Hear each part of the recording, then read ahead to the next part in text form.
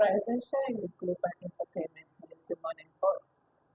I am your host, Bella, ready to kickstart your day with all the freshness and stories. And right here with me, bringing our host back to the studio is Sola.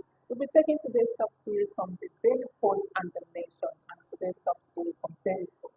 Nigerian troop arrest suspects, seize illegal petroleum products in Niger Delta. The troops of the Nigerian army have arrested at least 17 suspect vandals and seized more than 45,000 liters of stolen petroleum products. Acting Deputy Director of 6th Division Army Public Relations, Lieutenant Colonel Danjuma Jonah Danjuma, disclosed this in a statement on Sunday. According to the statement, a River State troop on patrol around Okaki community in the Ahoada West local government area intercepted a Toyota 4Runner SUV carrying over 1,600 liters of suspected stolen diesel. The driver was said to have abandoned the vehicle and fled. Also in Ahoada West, 23 sacking containing refuel products were recovered, while in Degema, a wooden boat transporting petroleum products was seized at Obi Apo in the Oba and Obema Indoni local government area. Soldiers uncover a vandalized pipeline and recover stolen condensate. Well, kudos to the Nigeria Army for actually discovering of this particular thing. And this is another illegal means that the youth are into now. It is not kidnapping, it is not banditry, a lot of cultists fighting here and there. Another means for them, this is the stealing of petroleum from the it is when we say something is bad, it is bad. Imagine the government are helping us doing this and that, and you are there spoiling things, vandalizing a lot of things. We are not even encouraging them at all. And yet we are standing up saying the government are not doing their work. Okay, when we are not even giving them the opportunity, when we are not even giving them, when we are not encouraging them to do some things, and we are yet saying the government are not doing it, what more do we want? Accepted, they are not doing enough, understanding they are not doing enough, but the little they are doing, we are here vandalizing it, destroying things here and there, and expect them to go more deeper to do more. What else do you want?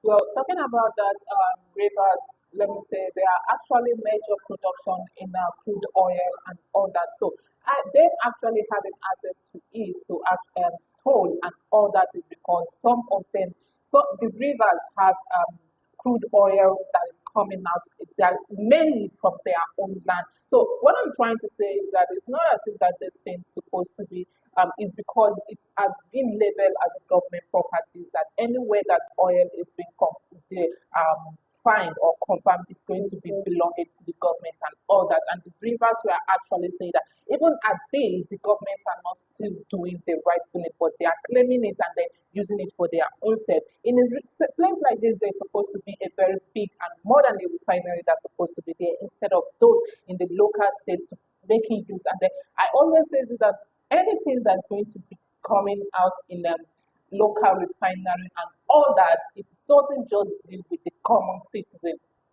It deals with those that have money that actually go. Governments are the main oil theft when it comes to crude oil theft. They are the main ones that actually go into this oil theft and then they do this. Troop arresting here and there is not supposed to those that are actually taking it. It's those that you know that are behind it. There are so much corruption going on in an oil theft thing. Before those soldiers actually arrested those people, it feels like they didn't set them enough that makes them to arrest them. But instead, they are actually making a peace conversation with the terrorists that they're supposed to be arresting, leaving the terrorists and then focusing on those that are actually working for the politician when it comes to the oil field. They have to go after those and then not to make a peace conversation with them that they have to. They have to arrest them. But here we are looking at them arresting a citizen because they are working for the government. When it comes, I'm still going to say, when it comes to oil, vandalism, and all that, it deals with the government. So leave them and face the terrorists, and not to say that we know this one is going to be illegal, but when we deal with the terrorists, when there's nothing like the army is having a peace conversation with the terrorists, and then so that they can allow them to breathe, is really, really insane, and I don't buy to that. So face the terrorists, and then when the Nigerian has been in peace time, then we can come back to this illegal refinery and then deal with those that are actually behind it, working for it. Well, let's move on. Police arrest six over alleged adoption of business partner in Lagos.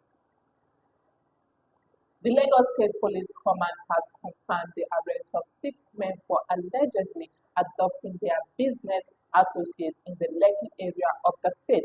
The victim, popularly known by the nickname Senator, was reportedly kidnapped and held hostage for 3 days over a business disagreement. A police source who spoke with the reporters on Sunday says the suspects were apprehended on Friday morning after a formal complaint was lodged by the victim family. The family filed a missing person report when the victim failed to return home after leaving the house on Tuesday. The detective immediately launched an investigation and tracked his phone signal to an apartment in Lekki. A rescue team was dispatched to the location where he was eventually found, the source explained. Another officer familiar with the case disclosed that the suspect subjected the victim to inhuman treatment throughout his detention. His mobile phone was seized and withdrawals were made from his bank account. During interrogation, it was revealed that the suspect had been involved in a joint business with him, and when the deal did not go in their favor, they resorted to adoption in an attempt to recover their money, the officer said. Imagine this is a childish behavior. Imagine you taking the law into your head when you know that you can't, if you don't enter business, because business is all about risk, is a do or die affair. When you know that okay, this thing is not going to pay you, or you were thinking it is going to pay you, and at the end of the day it does not pay you, then is either you step back or you confront the person to return your money to you. Why will you adopt your fellow human being? What if the person died as a result of the adoption, you inflicting injuries, seizing his phones, withdrawing the money from his account? To what essence? Now you have been arrested. How will you be able to use the money?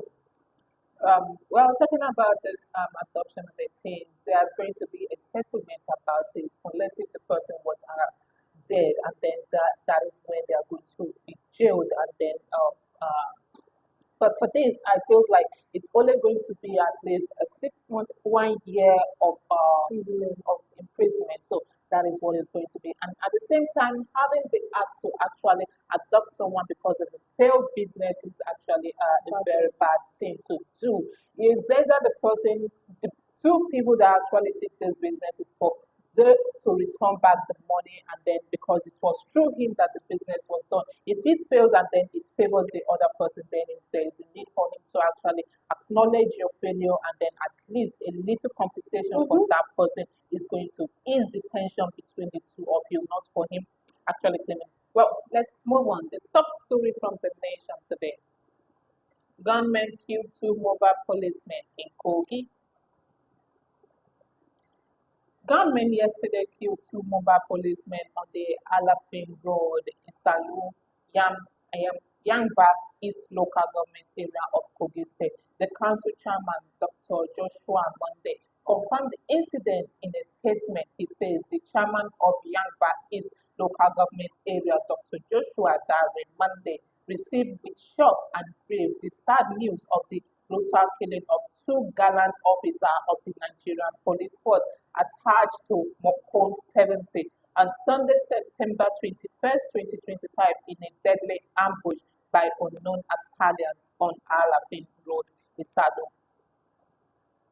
This tragic incident is not only an attack on the Nigerian police force, but also an assault on the peace and security of our land. It represents a calculated attempt by enemies of progress to destabilize our society and instill fear in our people. While mourning the untimely loss of those brave officers, the council chairman acknowledged their selfless sacrifice in safeguarding life and property within Yangba East and beyond. He emphasized that their courage and loyalty to the nation will not be forgotten but will remain enshrined in the history of our community. Well, my condolences to the two officers, to the family of the two officers that lost their life. But I will still say, it, when you know the officers are not capable of doing something, they should not be put in the position to safeguard. You are putting a police officer at a particular position. He is without any arms. He is without anything to actually fight back to combat those people. Yes, it might be a sudden attack, something they were not expecting. But these armed people, these soldiers, these policemen, they should be prepared for anything. I will say it again, they should be prepared for anything. The equipment, the requirement they need, you should give it to them so that if anything is happening, they will even be ready because once they are being put in a position, they should know that okay, oh, this particular time is a do or die. It's either I die or do you understand that kind of a thing? But there is no imagine you putting a police officer in a position. There is no ammunition, nothing to fight back. How do you expect the police officer to fight to fight a bandit that came across with him. How? Well, to those that to the police officers that lost their life, I pray the government, or let me say, I wish the government should do something like a particular thing to the family that they will not forget because they actually serve their country.